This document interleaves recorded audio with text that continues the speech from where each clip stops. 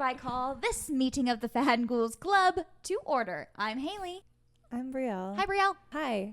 Hi. This week we are possibly, hopefully, maybe. Don't hold us on it. Finishing up our review and recap of Crescent City, House of Flame and Shadow. We say maybe because we are going to do part 3, which is the last part of this book. The Ascent. Who knows if we will get through all of it. Yeah, we're really trying.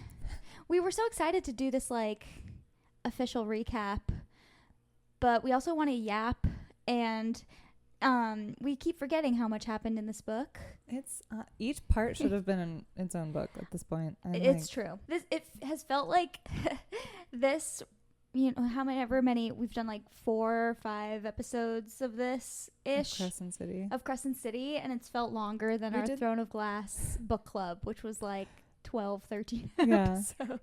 Well, also it's like we did book 2 in just 1 episode. Yeah, I don't know how we did that. Me either. We skipped a lot. Probably. But that's the fun part about it is, like, there's so much that happens. We're reminded of how much happens. Yeah, we just read it, and I'm always like, whoa. Parts that, you know, we just want to dive back into. So we're going to recap as much of The Ascent, part 3, as we can. First, oh my gosh, Rapunzel's indecent. Oh, no, don't look. Sit. Not be covered by Miss Annabelle over here. But Annabelle?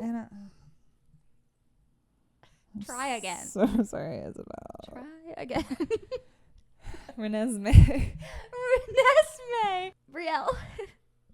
What did you fangirl over this week? I started my Hunger Games reread. No way. Yes. I'm jealous. I was trying to do that. Yes. But yay. How is it? Good. It's so funny. Like, it's from Katniss's POV, and she's so short. And, like, just jumping in the first few chapters and everything. And obviously, she's not, like, a happy gal, you know? Like, no. Pretty famished. Not a great life. Pretty poor. Like, really struggling, you know? Yeah. But, like, she talks so short, and even her thoughts are so blunt and so short that it's almost like it seems... It's just such an interesting, obviously, writing choice for her. So, like, when you're reading it, you're just... It's interesting. You know, the whole point is that, and Haymitch says it later, and everyone in the capital says it later, it's like, you're hard to like. Mm-hmm. And so when you're getting to read it, and you're, like, learning this character, and you're reading her, you're like, what? What's so great about her? Yeah, you're, like, trying to figure, you're like, oh, like, am I supposed to be? Hard to figure out. Mm-hmm. And then it's just funny, like, over time, knowing that now. Yeah. Like, going back into it. And it's cool. Little PETA is just... It's like you overcome a lot with her, along with her. And it's interesting being in her mind. Totally. Whereas, like, you know, I've watched the movies so many times over the years, and obviously it's more of an outside perspective because she's not narrating the movie. But yeah, it's just funny, like, she's played. Being in her mind. Yeah. Cool. In that way. But yeah, it's good. That's awesome. I'm excited to read them for the first time. The new book's just coming out so soon. I cannot believe it. We're going to be at our little book premiere party in less than 2 weeks. Excited. I know, that's going to be so surreal. Like, that was everything when we were younger. Like, looking forward to the Harry Potter or Twilight midnight releases for the books and the movies was like, I mean, you know, it's Comic-Con and Disneyland and, like, Christmas and, like, all those things wrapped up into one for a fangirl, you know? So to experience that again, it's just going to be for so... this series that, like, has been so well received for how long now? And from our generation of young readers, it's going to be so surreal and just, like, healing, I feel like. Yeah, except, like, then I keep thinking, I'm like, oh my God, I'm so excited. But then I think about it, I'm like, I don't want to read this book. I know. It's going to be really... Especially, you know, Haymitch is just such a beloved character. Mm-hmm. That's going to be... I know. And, like, I just met him in the first book and, like, reading, like, he is just destroyed. Like, such a drunk, like, barely coherent. Like, all he's because of that. And, you know, meeting her from her point of view, she's like, he's just, you know, he's a piece of shit. He's not helping us. Like, all of this stuff. And it's just like, but I don't want to know. I know why he's like this, but, like, I don't want to know. It's best. Some things are best kept. I'm just so nervous. Like, he's not real, but I'm nervous. Ooh, all the same. I'm so excited. So, I'm getting into my link. I feel like I'll be back in my dystopian era. Sweet. And I keep telling you, you gotta watch Divergent. I know. So that'll be I'm just in That's it a good, now. yeah, you're right. I should watch those. Maybe I'll start those this weekend. Maze Runner. I'm ready. I don't know how I didn't get into all that. It's really odd because I love like sci-fi is one of my favorite genres, and I love like end of the world, dystopian kind of romance dystopian vibes. So yeah, I don't know why I skipped that. There's just a lot. There was a lot. You can only do so much, you know? You can only fangirl so much. It was there was like a cusp of those being popular, like when I was entering college too. And when I started college, like that's when I kind of stopped reading for a long time. I didn't really, and watching things. Yeah, I didn't really watch TV. Because we were just in college. We didn't have cable. We didn't have anything. And at that time, there was no streaming. That's when I had to illegally find wild links to watch Younger when it was coming out. Oh my God. What was it? I had Kenny just help me find the wildest stuff online. I was like, I'm going to get viruses, but I didn't care. I just wanted to watch it. What did you fangirl over? You know, I'm going to have to say... well, today I've watched. Have you seen the video of Amanda Seyfried on? Is it Stephen Colbert? And she's playing. She's playing the. I was just reading. What was the instrument? Not the didgeridoo. It's the didgeridoo. No, it's, I don't remember. It's the flat guitar instrument, and she's singing the Joni Mitchell song. I've watched it over and over and over again. It's so good. She's so cute. So that's one little thing that just is on my mind right now. I feel like she is very rarely in the public eye, considering how much of a celebrity she is. But every once in a while, when she does pop back up, it's always something like that, and you're like, so pleasant. Where? She's just delightful. I know. She's a great actress and I love her voice. It's so unique. So that was fun. But overall, I mean, I've just been nonstop thinking about Severance, especially this episode, season 2, episode 7, Chikai Bardo. And we'll get into that. We'll get into Severance talk another time. But it just wrecked me, this episode, and it's gotten me immediately just wanting to watch it all over again. Because now you know different stuff. Yeah. Now I'm finally at a point where you can start to piece some things together. Maybe. I know. And it's all going to change next week. Exactly. But it prompted me to start listening to the Severance podcast that Ben Stiller and Adam Scott host. And they bring on a different cast member or crew member every episode. And they just recap episode by episode, talk about behind the scenes, talk about how it all came to be. And that's really cool. And literally tonight is the season finale of School Spirits. So that's something I'm looking forward to. Yeah. I need to catch up on season 2. It's really good. That'll be a fun one to binge. The second season is amazing. I think I've watched 2 episodes. I don't remember how much I've watched. It's great. Of the second season, but yeah. Good stuff. They've got lots of finales. Isn't Traitors this week? And Traitors is this week. And then the Love is Blind is this week. Thank God. The reunion looks are always so bad. But then I saw the Traitors reunion looks, and they look great. Yeah, because they probably actually hired stylists and are used to being on television. Netflix should have that on lock by now. This is season 8? They just got the budget to finally use real songs, so they'll get there. You're so right. You're so right. They even so right. They even just did the Gwen Stefani Christmas song. They even popped that in there this last episode. I was like, just for was that when they were doing Christmas card photos? I loved it. They're all just a walking eye roll. Yeah. But we love them. Cool. And then we'll have nothing. Because I'm also about to finish Onyx Storm. And I'm going to crash out so bad. I cannot wait for you to finally finish it. Because I keep getting nervous. I don't want to say anything because I can't remember the exact timeline. Well, yeah, because you did spoil something for me the other night when we were texting. And you were like, oh, yeah, the aisle hopping is so fun. And I'm like. Well, because they started going to aisles. That was their plan. That's true. But she literally said we're going to go to all the aisles. Yeah. I have been confused. I have been confused reading these books. I'm really bad. And we're going to get into this and like I think I don't like doing this as much. I don't like the recapping because it makes me realize how much goes right out the window. Oh, yeah. Do you know what I mean? You're just like, uh-huh.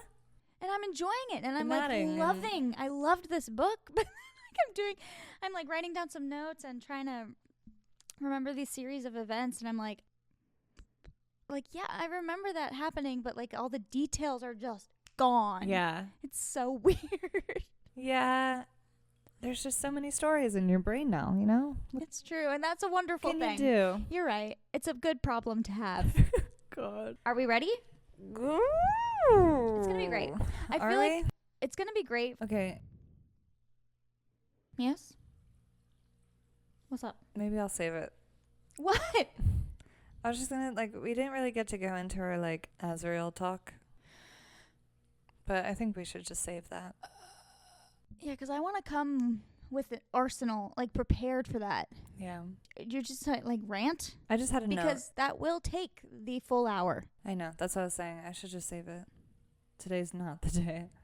Yeah, I want to come prepared. He wasn't even in this part anyway. Because yes, guess what? He much was to some people. barely in the book. Right. Oof. You know what video I'm thinking of right now that I sent you where... Today? Yeah. Oh, yeah. Like in the club. It's like, I'm sorry. People are just delusional in thinking that Azrael... I'm sorry, I love him, but like delusional in thinking he's all up in all of these stories. Where is he? Not in this book. I mean, he was. I could count on 10 fingers how many lines he had at the beginning of this book. It's Nesta and Bryce. Anyway. Let's not. Let's save it. The Ascent. Part 3. All right. Where did we leave off, everyone? So we left off at the end of part 2. We leave off with Ithan and Hypaxia are going to travel to Avalon because they're in search of Sophie's dead body. Isn't that like a book? Hmm? Sophie's Body.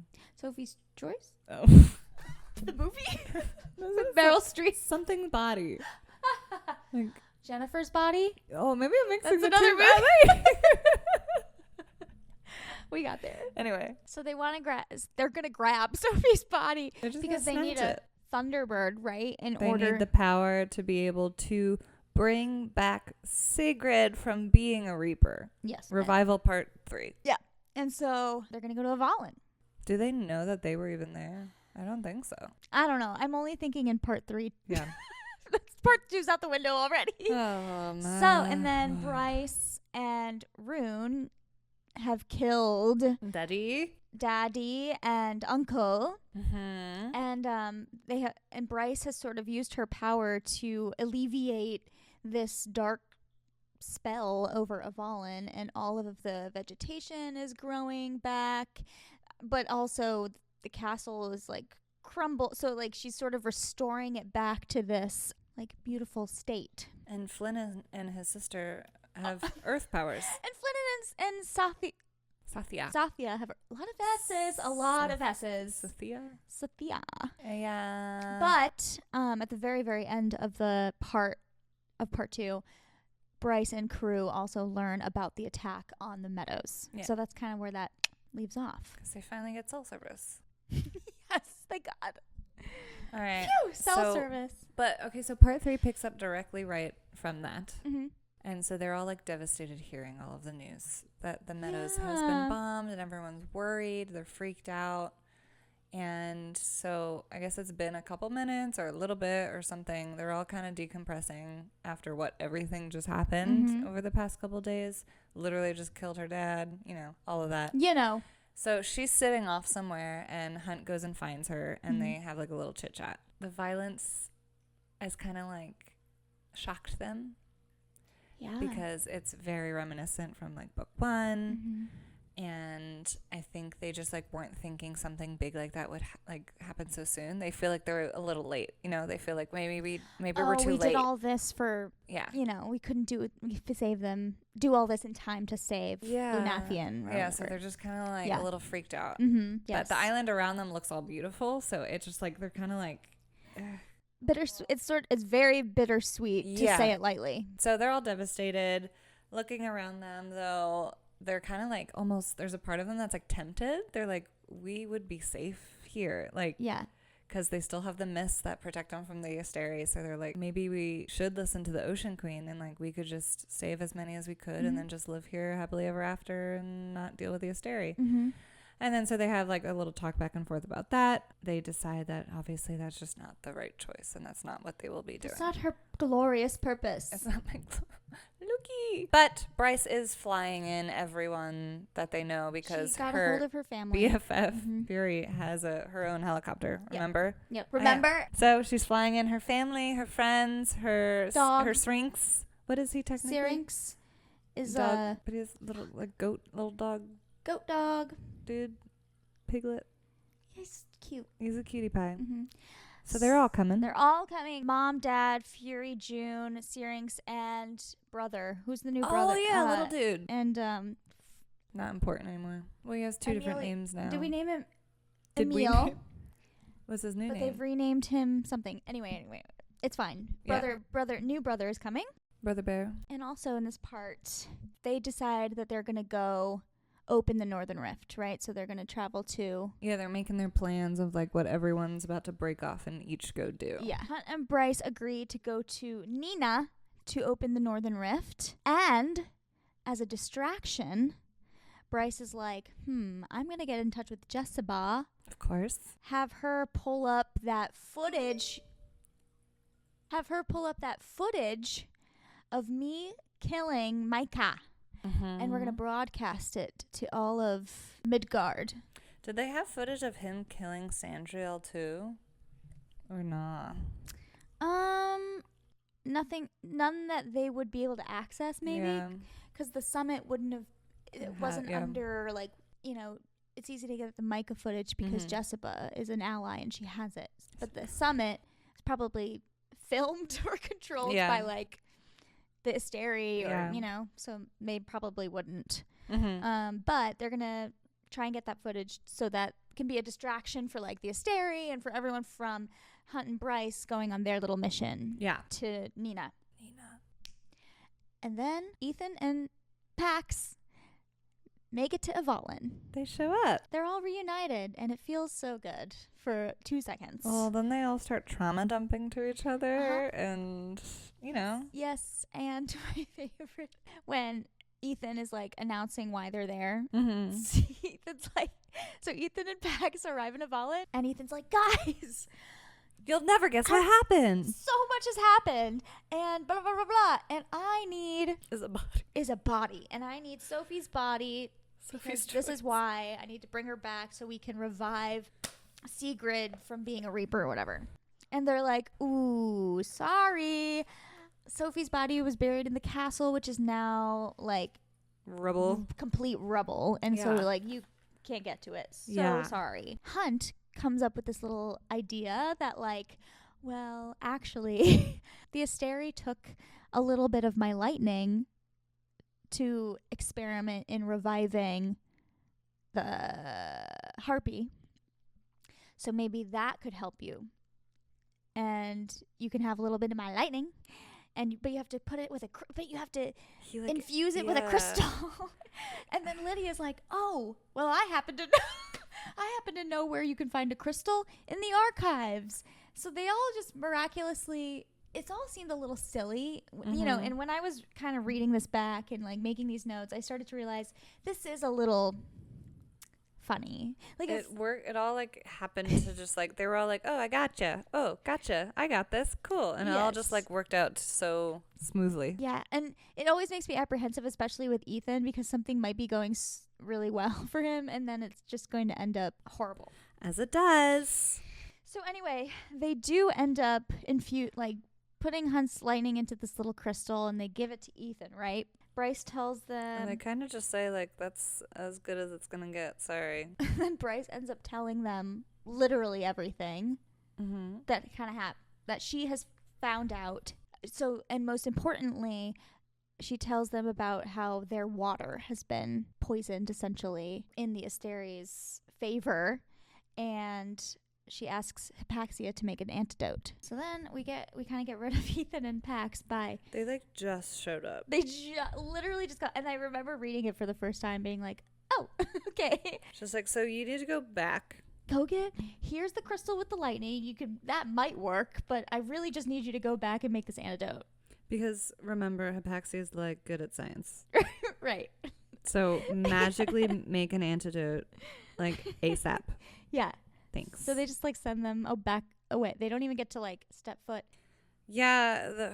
You see, this is one of the moments where, like, the SJM female, you know, FMC just magically has a really concrete plan already planned out. But she didn't. And then she just now tells everyone, and they're all like, okay. Yeah. And now they each have assignments. Yeah. So she sends them off right away. So bossy. We love it. Yeah. And then, let's see, our frat boys. They got Rune, Flynn, and Deck are now assigned to going back to Crescent City. Yep. Because they need someone to go fill in Naomi and Isaiah. Yeah. Hunt's work BFFs. Mm-hmm. Because, like, they've been left out for too long, you know? So, like, we need to fill them in. And she like, wrote too many characters, like, and we need to get them all on board. So she's like, well, we need someone, like, on the inside, like, on our side. Like, we need to fill them in on what's going on because maybe they don't know, you know? Yeah. We just need to, like, start spreading the word. Yes. And then so Lydia's just like, I'll go wherever Rune goes. It's so cute. So. Yeah, because Bryce was like, I'm not going to order you. Like, I'm not going to give you orders to Lydia. And she's like, I choose to go with Rune. I love him. Baxian is assigned to stay on the island. Yeah. And because he's nice and big and strong and scary. Yes. So he is going to guard the island and help, like, coordinate all the, like, refugees that are coming in. And he's like, okay, I'll by myself. Like, it's a funny job for him to have, but this comes right after he and Hunt have this cute little heart-to-heart. Mm-hmm. And Baxian kind of gives him the backstory of his parents, and it's, like, really brutal and sad. How his parents died in a really tragic way. And then so they have this really great heart-to-heart, and Hunt asks him to be his second in command. Mm-hmm. And that's so sweet. And so, yeah, they give him this huge job of just... Baxian's just going to be in charge of Avalon. I know. For the foreseeable future. He's going to need a bigger box with a lot more personal items now. Yeah. Tharion was tasked with going back to the River Queen, who's currently trying to, like, get him killed. Full circle moment right here for our boy. And his now new wife was like, great, I'll go with you. And he's like, cool, thanks. And so he has to go back to the River Queen because they want to convince her to take in refugees of her own because she did that in book 1. Yep. So, like, she's done it before. We think she'll help again. Yeah. And Tharion, you know your way around there the most, so... You're just going to have to... You know, he's pulled enough BS. Like, it might not work, but he's got to try. I guess so. I like this note that I have after, like, Lydia decides to go with Rune and they get back to Crescent City. And I just have this one note I have is Rune and Lydia bond over both killing their dads. Oh, that's so sweet. I know. As long as you have things in common. Yeah. And then, like, last is Bryce and Hunt are going to go to the Northern Rift to let in Hell's army. And she's also like, Mom, Dad? Come on. They're leaving new little brother behind with Baxian. This kid is getting... Fury?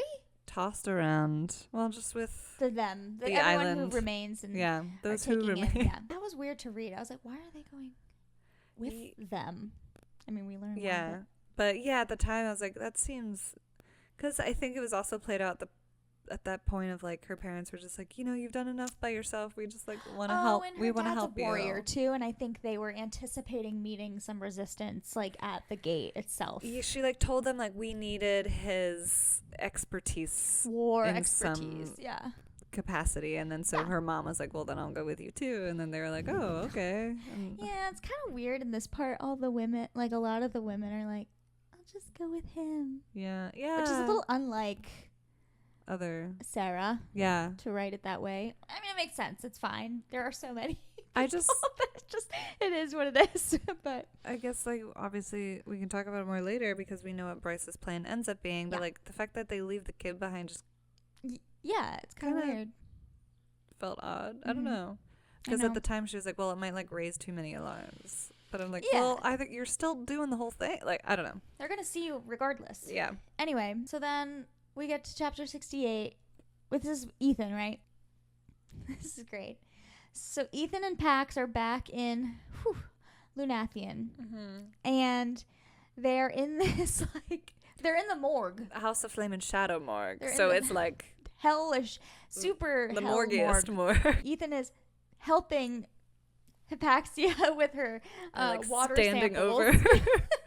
She's trying to make this antidote. She's trying to do it really fast because Bryce is like, I need it like right now. 10 seconds ago. Essentially, they're trying to like see, she's trying to see if she can find these parasites in the water and see if she can create an antidote to get them out. Yeah. And Ithan has this random question, like, because he's thinking about the Reapers, obviously, because he passes one. He sees one, right? So she like sends him off because like I don't know, get out of my way, like go get water samples. Yes. And then so while he's out and about, he like passes a Reaper and he realizes that like they like don't have a scent. Yes. So that makes him start thinking. He's just like like, oh. They So smell then like nothing. He goes to her and they start chatting. And he has this. He just asks Pax like, do you think that the Reapers have the parasite? Yeah, because they like. He wonders if when a person dies, if the parasite from the water leaves them once they become and then they become a Reaper and maybe they don't have the parasite anymore. That's kind of that's what he's wondering. Yeah. And she's intrigued by that. And she's like, I don't know. Go get me a Reaper and we'll figure it out. Easy peasy. Easy. Who else would they ask besides Miss Jessica? So, of course, Ethan's like, Jessica. She has everything. Yeah. He asks Jessica if she could just, like, get him a Reaper. And so, of course, she's going to ask the Underking. So the Underking provides and sends in this Reaper who, of course, is like, he chooses the Reaper that's just super creepy and like kind of slimy towards Hypaxia. He's like a hottie. He's also he's kind of got Riz a little bit, but like he's just sort of bro-y and like he comes across as douchey and a little creepy towards Pax in the way he talks to her, and she's being very professional and like scientific, and she's like, she's a scientist. Let me touch your hair, let me touch your head, and he lets her, but he's like making these comments and it's making Ithan like so mad. Once she's done with him, she tells him he can leave, and he does. And then we never see him again. But then there's this kind of cool exchange between Ithan and Pax because this Reaper has made Ithan so irrationally angry. He's like, how can you even deal with them? And Hypaxia is sort of enlightening, and she's like, well, I pity Reapers. Like, don't you? I even pity like him and Secret. And they don't have a soul. They don't have a soul, and it like intrigues her, and it also makes her sad. And so you just see this like humanity in Pax. That just makes you love her that much more. She's always so kind. Yeah, she's just a good person. Like after that like figures it out all like pretty quickly. Oh, conveniently so. She's so smart. Yeah. But she does tell Ithan that she had to use all of Hunt's lightning, and he's yes, that's right. Sad. He's like, oh. She's like, yes, so I can't. We're not going to use this on Secret. There's no hope for her anyway. No one thinks this is as important as Ithan does. No one wants to be doing this for him. It's clear. And so she's like, we're not going to use this on her. So sorry. Oh, God. It's not perfect, and it's not even permanent. Like, it she wears doesn't know off. How long it'll last. Yeah. Yes, exactly. It's, first trial. Is she the one who suggests to Ithan that he should take it? No, what happens? She starts like doubting it because she's like, I don't know what the shelf life is. I don't know if it's gonna work. I don't know if it's strong enough. She gets all in her head. She gets worried, and he goes, okay, fuck it, and then he just takes a shot. And he immediately feels. Does he like passes out for a quick second, or like falls over at least or something, and then he wakes up and he's just like.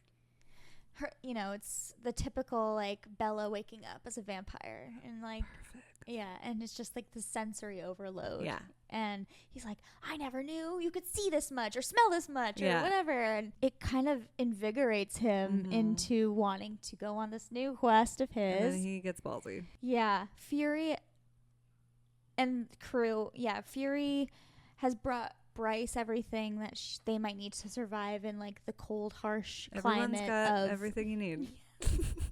of Nina. And Bryce Hunt and parents leave officially to go to Nina. They're going to like an Alaskan cruise. Like they got like coats. Yeah. And they got everything they could possibly need. Their parkas. Yeah. They'd make it to Nina. Yes. And there's no patrol. Odd. And they get like really kind of like abandoned. uncomfy because they're like, this is not, because this is the Northern Rift. Like they have worked their whole lives to keep this closed. There should be. And it's miles and miles and miles long. I mean, there's a point where she winnows her family like 20 miles to a certain spot of it. So that's how it's so vast. Yeah. And they get to this one, like, it's like an outpost, I guess. Yeah, like a guardhouse. Guard station. And it's all abandoned. There are no guards anywhere. No bueno. This isn't right. They like go into the guardhouse to like try and stay warm because they're all like losing it. Yes. They're trying to get the heaters working. Yeah. It's a good descriptor. Like I was like, ooh, this is eerie. And that's when Bryce and Hunt go off like for a second, a few feet away, just like outside to like have a private conversation about whatever. And that's when Bryce's dad calls them in. And they're like, guys, you should come see this. And they have TVs for like all the security footage. And they literally just see footage of the harpy eating every single one of the guards. So she just, first of all, they're like, oh, guess she's alive now. Oh, guess she's eating every single one that's here. And also, like, why is she here? Like, they don't know any of this. This isn't good. But we knew on our end that possibly they were bringing the harpy back from Pollux. But we had no idea. But they didn't know. Yeah. It's definitely not good. So they're all just like standing there watching this footage like, oops. Yay. That's about it for that. That's it for that. And then we jump back to Ithan. Okay. And this is sort of this is like the, okay. Yes. Paragraph. This is a lot. This is me cutting things out. I know. Like, it's insane. Ithan has decided to go back to the den. Yes. Because he's all invigorated from this antidote. He's going to go back to the pack and tell them all the truths that he has learned and make them see like how it could be. Also, I think it's like trying, because they're all in the mindset of like trying to recruit, I think. So not only does he want to enlighten everyone because they've all been told lies their whole lives, obvious lies their whole lives. And he finally has answers. Yeah. So I guess he just goes in hopes to obviously let them all know, but I think in a way like also to clear his conscience because he tries to tell them about Sigrid and like what happened and like so he wants to tell them everything. And he's also motivated once he gets there because he sees that there's no evidence of them like mourning what happened in the meadows, and it just tells him like this is the pack has taken a turn for the worse under Sabine's rule. Like they don't care. She's made them just not care about what's happening in their own city, and so he's even more like they're just so separate. Yeah. So he's like, no, this is not okay. Not okay. So he goes and he wants to go find any of his wolf friends and he's hoping that maybe some of them will join him, and he finds his friend Perry first. Yep. And she's like, hey, what's up? So he kind of tells her a little bit and has her help him gather up everyone that he can real quick. So he has a town meeting. Yep. And he tells them everything, but specifically mostly about like the water parasites and everything.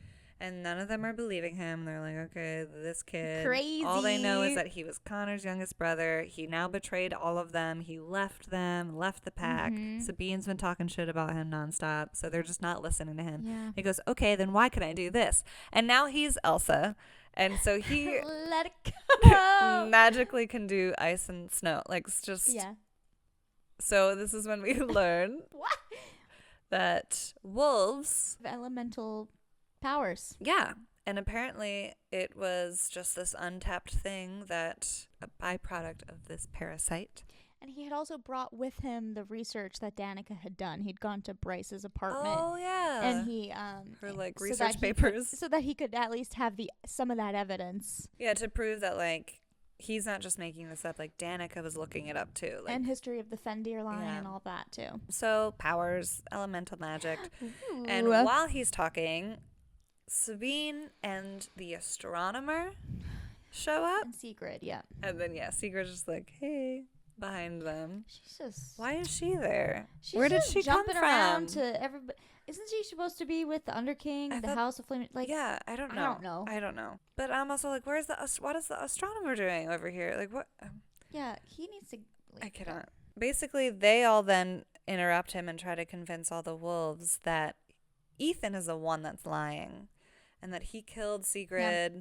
And that they brought her back as a Reaper to try and save her. Yes. So they're just trying to get everyone on their side. And she has the footage of Ithan killing Sigrid, even from the Viper Queen. The Viper Queen betrays him even more. Poor Ithan. I cannot stand the Viper Queen. She's literally nothing but terrible. The worst. I know. Oh my god. And then in that speech, Sabine names Sigrid as her heir. Oh god. Yes.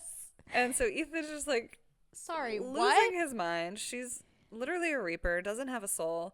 And then the Prime shows up. The Wolf Prime, this really old dude, shows up out of nowhere. And he was like, okay, well, you didn't ask me. Like, that's not approved. Because he is Sabine's father. Yep. So no matter what, like, she is very high up, but he's still one step above her. Yeah. So the Prime reveals Ethan's telling the truth. Danica came to me right before she died and told me about all her research. She told me about the parasites. I just didn't have any proof. She didn't have the proof to really tell me, and I didn't really know what to do with it. He's also like this really old dude. He's like, I'm old. I'm just trying to like live out my life here. Yeah, so he didn't really know what to do with it. And yeah, trying to keep in mind all of this happened within a pretty short, all 3 books. Like, hasn't been that much time. So then he, to defy Sabine, announces Ithan as his heir as Prime. Woo! And Ithan goes, please, dear God, I don't want to do that. This is not what I came here instead, for. he's like, no, you can have this sword, actually. He, like, is gonna give... He's like, no, but you can have the Fendir sword. Mm-hmm. And Sabine takes this opportunity to be like, oh, no, that's mine. She's been wanting that thing since... Day one. Like, the first page of the first book. Yes. And Sabine takes the sword from Ithan and plunges it into the face of her father, the Prime, and kills him. Whatever. But as long as at least she has her sword, right? She has been waiting to get that thing. Oh, my God. And I forgot that the Prime not only named Ithan his heir, but he also made a point to strip Sabine of her rank, title, everything. So she was super mad, and she like takes a sword. Oh, I said kills Prime in the face. Kills him in the face. And Sigrid goes that much further, and she like goes and sucks the first light out of the Prime, and it's just so She's lovely. Like eating his soul. And then Sabine like then goes for Ithan, and he transforms. He turns into his wolf form, bites down on the sword with his teeth, and shatters it into pieces. Mm-hmm. It's like, what? Because he's a strong little wolfie. He is. Sigrid also sucks up the soul of the astronomer. Which I think, that's the one thing. That was revenge. That's the one thing I think, yes, you deserved that. Mm-hmm. So she kills him and sucks the second light out of him. Delicious. Sabine tries to kill Ithan, but he kills Sabine first. Mm-hmm. She starts like talking shit at him, and then he's just like, all right. Yeah, and he just like overpowers her and just like shreks her. I know. And leaves Ithan. That leaves Ithan. Wait. Yeah, and then starting with Perry is the first one, and then Sigrid, everyone kind of follows. What happens with Sigrid? I think she just like does she run walks away? Or she's too busy. Kill her? No, we don't know what happened. Like she seriously? Yeah. Yeah, that makes sense. Okay. Yes. I think it's left up in the air for. Hopefully for a reconciliation. Possibly book 4. Yeah. And Perry is the first one to sort of submit to Ithan as the new Prime, and then he's the Prime. It's just like Jacob. It's a lot. So much happens. Just like Jacob Black. But that is a huge thing. Woo! For Ithan especially. I know. And now he's just the prime. And when he like becomes the prime and everyone's like bowing to him pretty much, like they all start like howling and wooing. And he can almost swear in the very, very distance, all the way from the bone quarter, he can hear Connor's howl. That's good stuff. Wow. Thank you. The Glee version. Oh my god. Wow. So Bryce and Hunt, rewinding. I don't know where Runa and Lydia are. It's just a quick. They're underground. Really, all it is they're in Lunathian looking for Isaiah and Naomi, and that's it. And they call each other boyfriend and girlfriend. Oh my god, how cute! I love it. It's so sweet. I cannot. Oh, and then Tharion. This is just like little bits of the beginning of 75. It's a short chapter. And then Tharion sees all the Orpheon boats in the Idris and like it's about to go down. And so he finds an otter and he's like, can you go send this message to the River Queen asking for an audience? So any chance to talk about an otter is like good. Yeah, they That's weren't all. in the series nearly enough. Not at all. Because they were so important and cute in the first one. That's so, little otter. So yeah. I mean, this one's really quick too. But I mean, so Bryce and Hunt are at the Northern Rift and they're like, okay, shit. Before the harpy gets to us, we gotta blast me, dude. And he's like, I don't know. I think you might be powerful enough to like do it on your own now. And she's like, just do it. She's like, really? You're going to? I know. So then he just starts like absolutely annihilating her with lightning into her straight into her back. It's like freaking the fuck out. And Dad's trying to be all tough and like, just let it happen. They're so supportive. They know what they're doing. Little Brycey, as usual, deviates from what we think's about to happen, and she does not open the enormous Northern Rift to hell. She ends up opening it up to a lovely Fey lady sitting in her chair reading her romance book. In Prithian! And Nesta just like kind of sits up and turns around and looks at her, and she goes, hey, Nesta. So good. My God. Wasn't expecting that at all. I didn't know she was going to come back. Nesta is there. She was reading her book. Love it. A little romantasy book. And then we sort of break from that. So Tharion is granted an audience with the River Queen. Mm-hmm. And he goes down there. Basically has to spend a couple pages apologizing for defecting from her in the first place, running off, breaking the engagement with her daughter, getting married to another woman who is currently with him at this meeting. And she's like Fae, which they're not about people from like other above. Yes, above, exactly. And he's like, but I'm really here by the order of the Fae Queen, Bryce Quinlan. Mm-hmm. And she's ordered me to come here to ask you to grant permission for people in the city to come beneath to seek refuge from what's about to go down up there. And, you know, she's kind of playing him like, she's pissed, obviously. She's going to, like, string him along a little bit. And her daughter, his ex-fiancé, they never even got married, right? No, but we did learn that he, like, had to get engaged to her because, like, he took her virginity. And, like, so then it was required. Yeah. He's such a dick. Like, all these. But that's, you know, again, that's why I love these guys in this book, in these books. Just so because they're just guys. And they suck. It's hysterical. But we love them because they're just guys. Anyway, so she shows up and she's so mad. She's like, Mother, you cannot let him. You can't do any of this because I hate him and he's with this other woman. And Tharion even says, if you really want to marry, like, I'll marry your daughter. I'll break up. Mm-hmm. I'll divorce Sathya and I'll marry your daughter. And River Queen's like, no, I don't want that. Even Sathya, though, she kind of, like, woos the shit out of, like, a River Queen. Like, she does. Like, because she's feisty, you know? Yeah. She's very tough. Yeah, and Tharion's standing there like, yeah. Oh. She sort of fills in the blanks for Tharion's, like, argument here. He's impressed.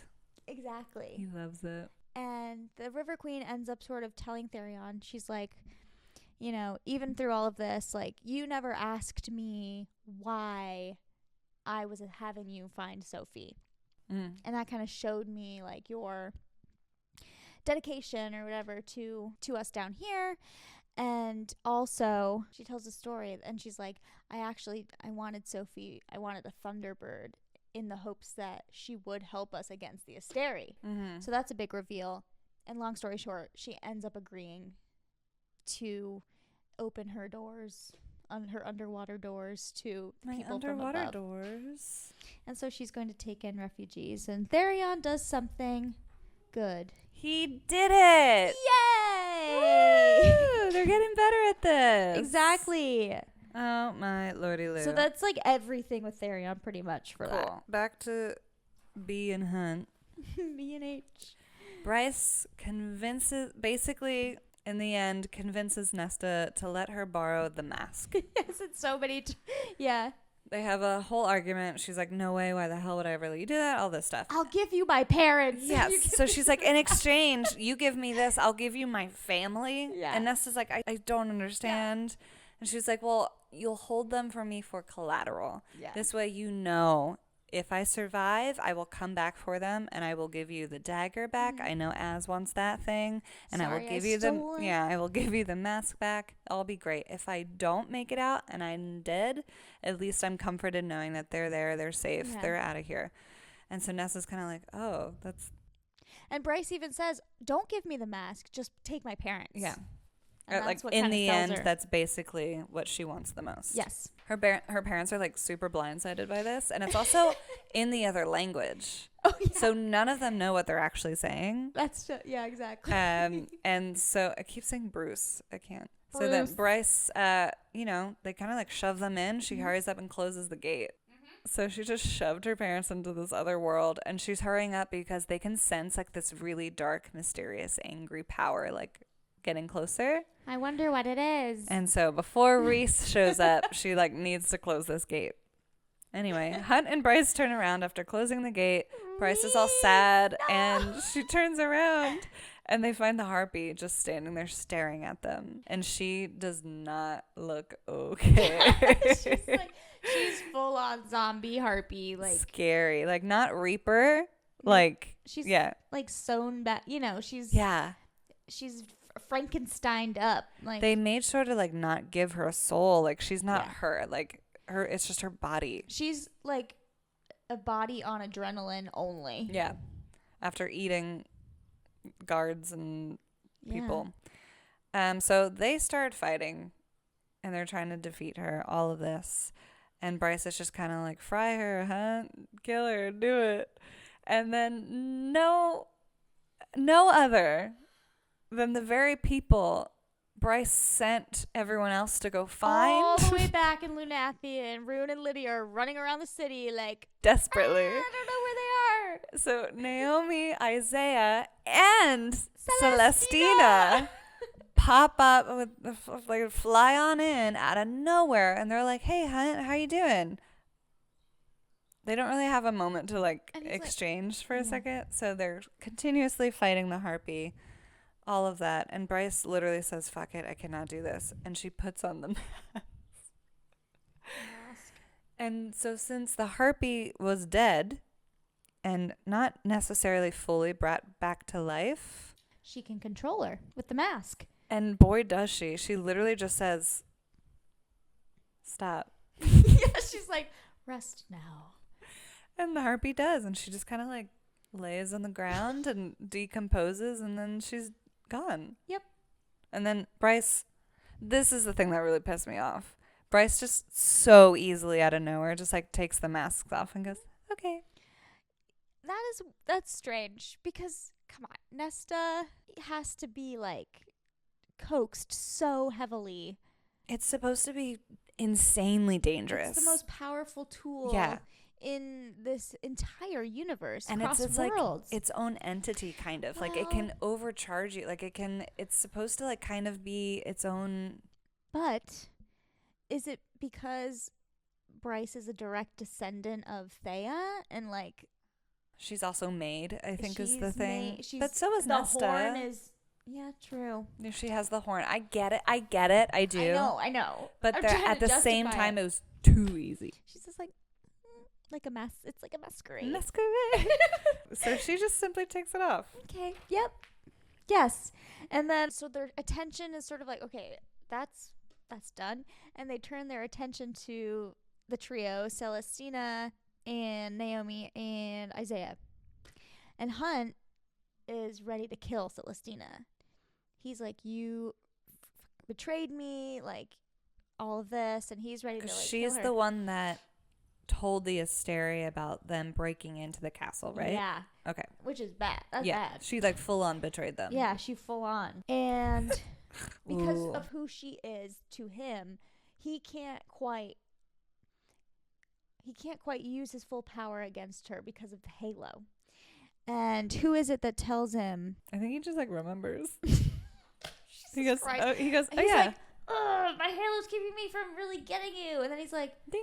Oh, but he remembers, but my dad, my Princes dad of Hell dads said that I could maybe get rid of this by myself. And so he's like, I'm like picturing how like Pikachu, like when he's trying to and he like gets rid of the halo on his forehead, which is amazing. He just like, it's like the mask. So they both just like ding, ding. And then he also does it for Isaiah. Yeah, he turns to him and goes, I got you. Just like that. And so, yay, they don't have halos anymore, which, thank God. Woo! Which also, like, why couldn't Hypaxia have done it the last time she saw them? They were busy, whatever, but. Because Bryce immediately sent them away. And off you go. Bye. And Hunt's like, okay, anyway. But Naomi's like, wait. And in so many words convinces Hunt that Celestina is very remorseful and she's on our side, and like, because you know what she says. What did she say? She goes, you're not the only one that like suffered from my choices. Hypaxia like broke up with me. And they were like, oh, I'm so sorry. Fair. That's fair. That's tough, buddy. It's just great, and this is why I love this book again, but like also in revisiting it all, I am like, yeah, it's kind of silly sometimes. They're like all so. It's this juxtaposition of like these very like first world problems. Yeah, like it's a baseline of this modern day problems. Yeah, and this like this galactic level life and death fantastical situation I going guess it on. like is the mix of what's a modern day issue you can throw in sometimes with all of this high fantasy crazy shit that's going on. Takes it, he it broke can up take with you me out, but in the best way. It's so good. Funny. They kind of make amends, and Hunt's like, okay, I won't kill you. Mm-hmm.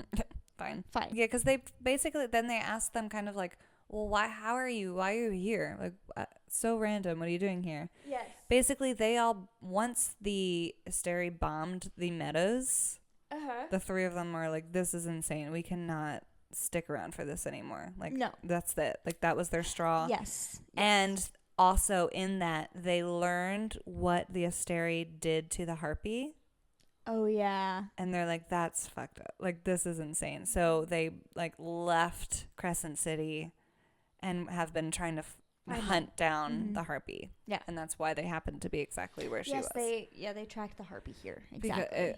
It just all worked out. They just truly showed up out of nowhere. That was the last little group I expected to see. Yeah. For sure. Especially since they had the random thought, like, we haven't thought about them this whole book. Yeah. And then Bryce is like, oh, yeah, can you guys go, like, find them?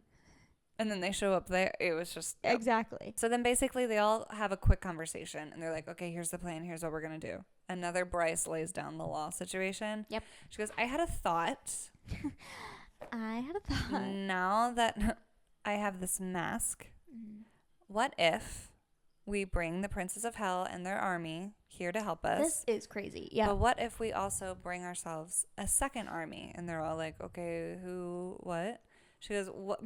Hunt, what if, all those soldiers that died under you many, many years ago that have haunted you ever since? What if we like use the mask, bring their souls back to life for a hot minute inside the mech suits that the Asteri have been building to kill us with? But we use it against them with your fallen brethren.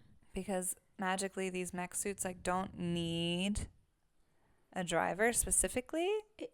They run off of energy and first light, and so they can. And they're like, how are you going to do that? And she's like, well, remember, the Asteri kept every single one of the Fallen's wings right there in their, like, throne room or whatever. Yeah, they're, like, hanging all over the walls and, like, they're trophies. And Which, she's hoping that in those wings, like, parts of their souls are still held into the wings. also very important to note, before all of this happens, Rune and Lydia have this, like, really nice heart-to-heart. And she's like, I didn't feel like I was awake until I met you. And they have this great exchange. So until she gets a text. And she's told that Pollux has taken her sons. We thought, surely. I mean, the Ocean Queen is so scary. Like, and the Depth Charger, I would say this whole series has been the one sort of safe place. The Asteri didn't know about it. Exactly. So it's like the one place we wouldn't have thought anything bad could happen there. So surely the kids were safe. We were naive in thinking that, because Pollux has found a way to kidnap them from their fathers and the Ocean Queen, and God knows where he has them now. Yay. So that happens. Yes. And then Bryce finally opens the Northern Rift for Hell's army. Woohoo! And she says, welcome. Hey. Let's go to Crescent City. Or the Asteri's palace. The Eternal City. The Eternal City. Eternal. Oh my God. Right. This Ithan part. Okay. In so many words. So we're back with Prime Ithan. Yay. He shows back up at Jessica's, and he's like, I need to talk to the Underking, because I am convinced that I heard my brother howl when I became Prime, and I think that means he's trying to tell me something. Mm-hmm. Oh, Hypaxia had also given the antidote to the wolves before they left the den. Mm-hmm. But not all of them took it.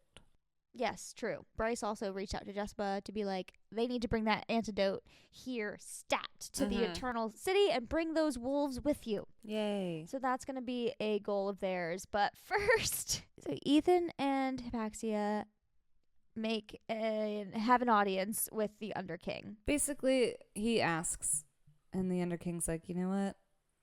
Sure. You have 7 minutes.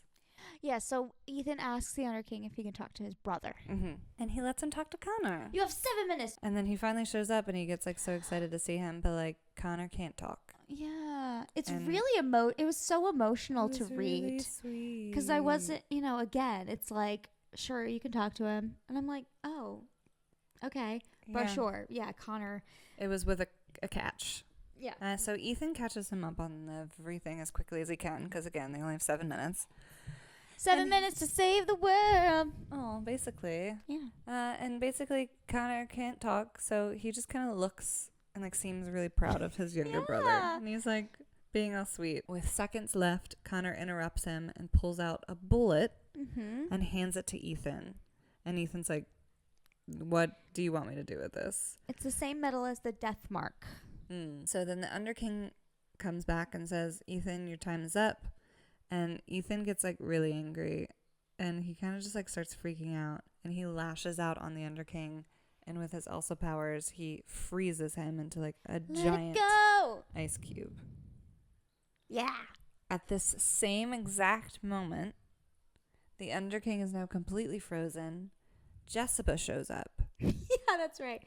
And she walks up to Hypaxia, and she goes, do it. So Hypaxia just knows, I guess, and she's like, okay. And then so she like blasts some power towards the Underking and kills him. It's like playing Boomerang Foo.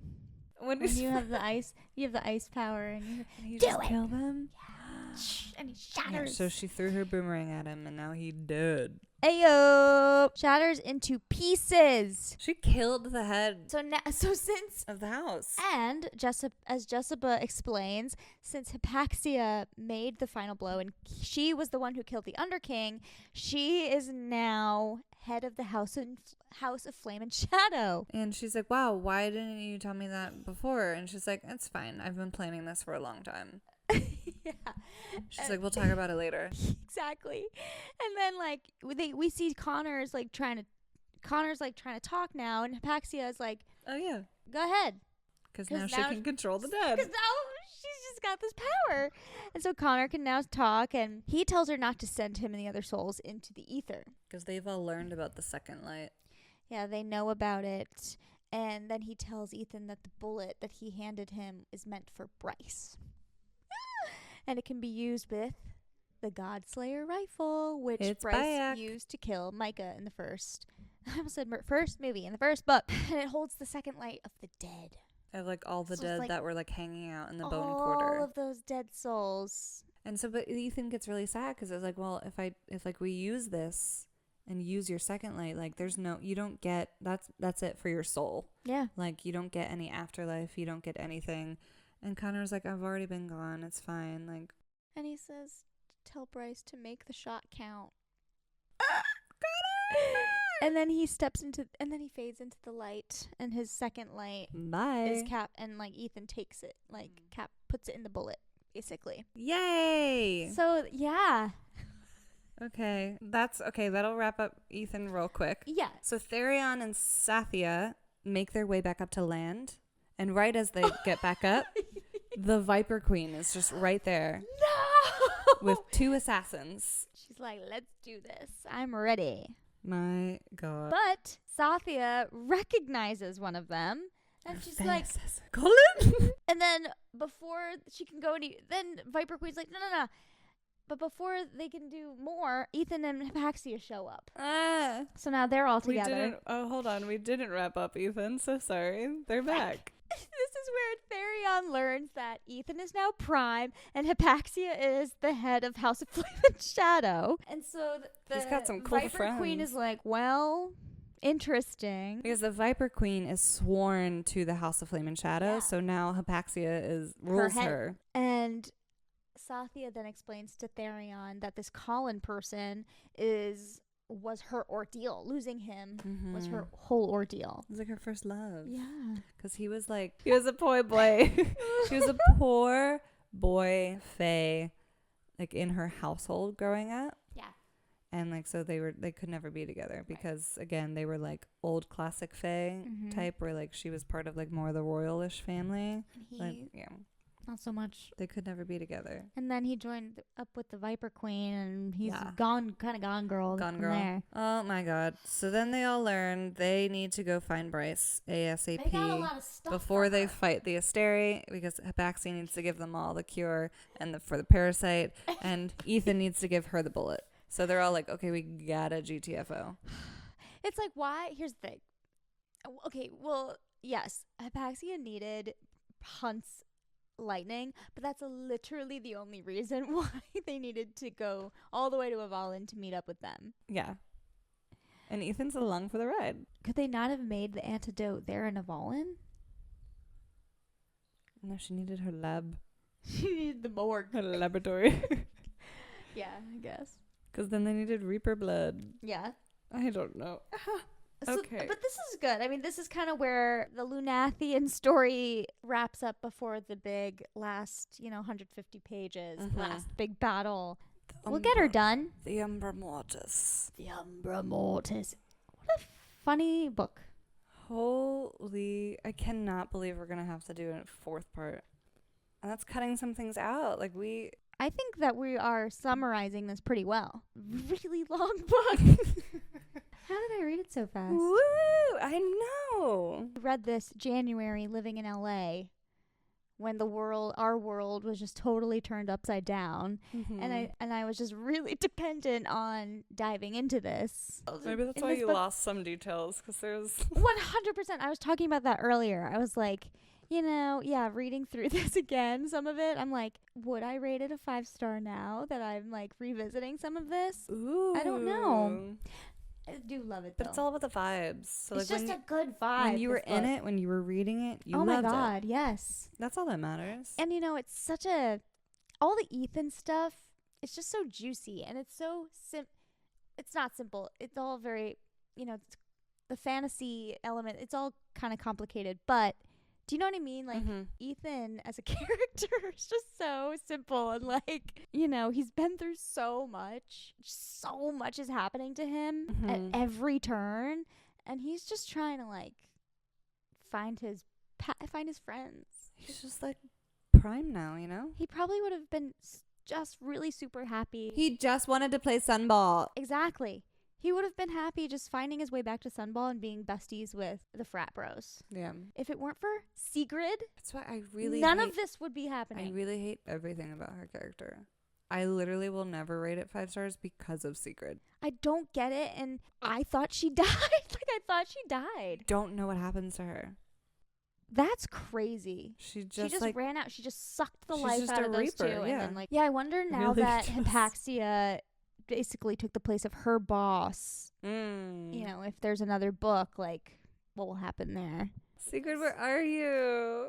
Where Suddenly, are you, Sigrid. Okay. We're both done, I think. I could keep going. We got 20 more chapters. Yay! Well, okay, so the next week we're going to finish House of Flame and Shadow. Maybe, hopefully, share our final thoughts. And eventually we'll do a full-on, like, SJM tie-in, like, theory thing. We'll get there. We'll get there. There are no rumblings of another book in any of the series, so we could be talking about all of this forever. This meeting of the Fangirls Club is adjourned. That was good. Good night. So long, Farewell. farewell, adieu, adieu, to you and you and you. Where are you, Sigrid? Why can't I find you?